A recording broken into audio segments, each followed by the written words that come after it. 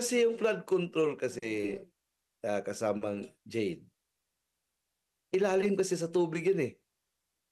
So, parang madali lang maitago yung mga materials na ina-apply nila. Tsaka kung mayroong flood, madali lang sabihin na, oh, gawa ng nature yan, nasira. Ganon. So, yung, kasi mag-dredge yan eh.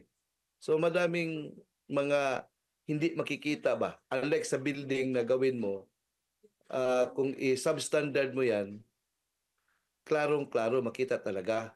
Makompute yan ng COA. So, kung malaki yung discrepancy, lalo na yung sinasabi nila, 35% ang hingin agad.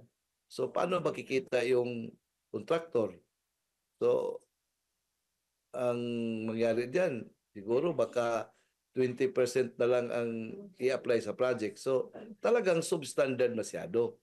So, sa flood control, madaling maitago yan. Kaya nga doon nag-concentrate para malaking pera, kung masira man, so sabihin na wala na, parang hindi na makita yung concrete evidence of graft and corruption, para bang matabunan sa tubig, gano'n. Madali lang, it's easy to justify kung kasama din nila ang mga investigating agencies of the government, kasi itong corruption na ito ay kuan ito eh, parang conspiracy ito. So, it's easy to hide. Kaya nga doon sa flood control sila, kasi malaki ang kukunin lang, parang kickback. Ngayon, madali rin matago, o kung mayroong distraction, quits na. Yun ang pinaka-explanation diyan.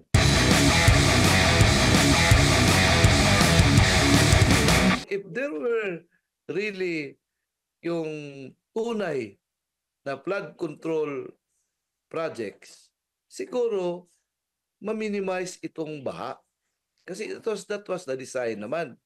Pero ngayon, nakita naman, in fact, the President himself saw na yung, di ba, yung may inspection siya, nakita niya yung degree ng work na parang hindi nag-match sa requirement ng tunay na flood control, yung ano yung paggawa ng flood control dams, yung mga dikes, na yan.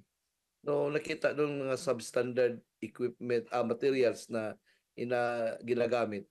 Siguro yan tanong, bakit substandard? At saka, bakit naaprubahan yan for yung mga signature? Bakit may acceptance para nabayaran? So, malaking usapin ito, malaking investigation ito. Kasi ito start from the funding, insertion. Ang malaking tanong diyan, kasama Adman, normally, it is the executive branch that determines anong pangangailangan ng buong country for the ensuing year. For the year na, kung 2025 yun, sa 2024, meron ng proposed budget, at that is included, that is mentioned in the NEP, yung National Expenditure Program. Ang nangyari dito, Congress ang nagdagdag sa pangangailangan ng executive branch na mayroong study talaga kung magkano lang ang kailangan. So, that started the problem. Diba? Adaming mga pundo sa ibang departamento. For example, Department of Education na under the Constitution ay iyan sana ang highest na yung department na mayroong pinakamalaking budget. Ngayon, wala yun.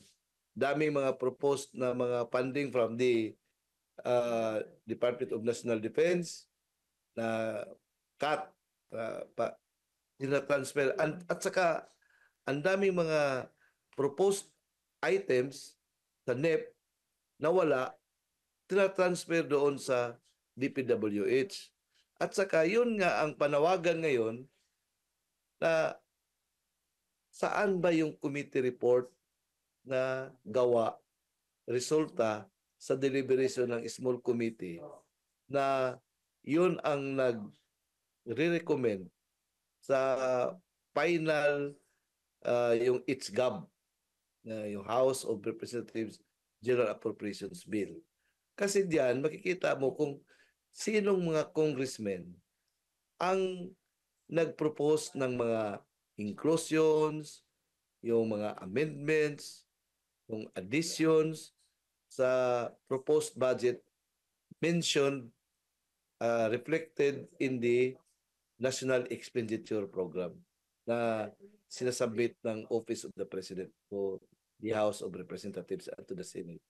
Opo, opo. Attorney, si Jade po ulit ito. Konting lecture lamang dahil bilang isang constitutional law professor din at para na rin maintindihan lalo ng ating mga kababayan, bakit ba talaga, bawal ba talaga maging kontraktor yung mga congressman at o senador? At kung mapapatunayan man, na marami sa mga congressman noon na mga kontraktor at ngayon naging congressman, bawal na ba talaga? Ano bang sinasabi ng ating konstitusyon? Saan ba natin makikita yan para po sa kalaman ng ating mga kababayan? Nandiyan yan, conflict of interest yan. Pagka congressman mo, kailangan you have to disclose your yung you have to disclose your assets, lahat-lahat yan. At saka yung business interest. Nandiyan yan. Kasi hindi pwede yan na parang, kuan yan parang tubig at langis na hindi pwede yan ihalo. So, you either have to make a choice to be uh, yung congressman or to be a businessman. So, may mga divestment yan kung dati kang negosyante, you have to divest your shares in that company before you will take your oath as a member of Congress or the Senate or even in the executive branch or in the local positions. Kasi conflict of interest talaga yan. Ikaw man ang nandyan sa, kumbaga pa, ikaw ang magluluto ng pagkain at pwedeng ikaw din kakain. So very basic yan. Kung malalaman na may ebidensya talaga na congressman ka at the same time contractor ka rin, uh, anti-graft and corrupt practices yan.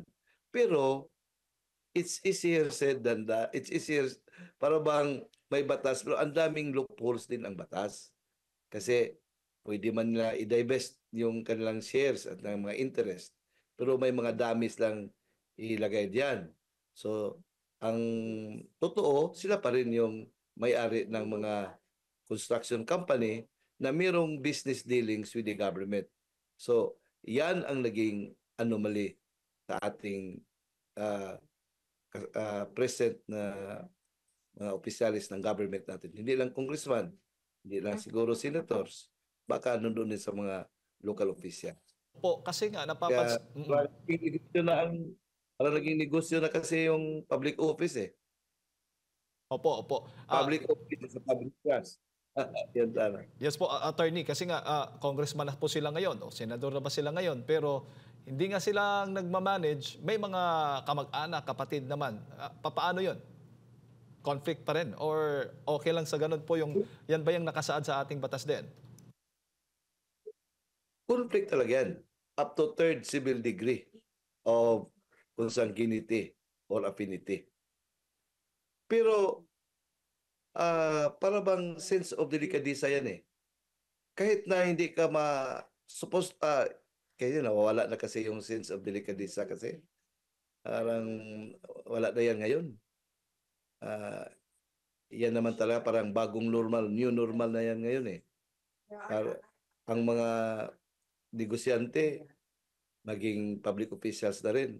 Yan ang naka problema, naka-discourage sa ating gobyerno ngayon. Po. So, no time na sana mawala na ito. Pero iwan ko how to do about it. Siguro isang malaking isang malaking investigasyon para ma-expose yung mga congressmen, senators, local officials na who are guilty of conflict of interest. Opo, opo. Huli na lang, attorney, bakit ba pinakamalaking negosyo mong tawag o racket itong flood control ngayon? Kasi yung flood control kasi kasamang Jade, ilalim kasi sa tubig yun eh. So, parang madali lang maitago yung mga materials na ina-apply nila. Tsaka kung mayroong flood, madali lang sabihin na, oh, gawa ng nature yan, nasira. Ganon. So, yung, kasi mag-dredge yan eh. So, madaming mga hindi makikita ba? Unlike sa building na gawin mo, kung i-substandard mo yan, klarong-klaro, makita talaga. Makompute yan ng COA. So, kung malaki yung discrepancy, lalo na yung sinasabi nila, 35% ang hingin agad. So, paano makikita yung contractor? So, ang mangyari diyan, siguro baka 20% na lang ang i-apply sa project. So, talagang substandard masyado. So, sa flood control, madaling maitago yan. Kaya nga doon nag-concentrate para malaking pera, kung masira man, so sabihin na wala na, parang hindi na makita yung concrete evidence of graft and corruption, para bang matabunan sa tubig, gano'n.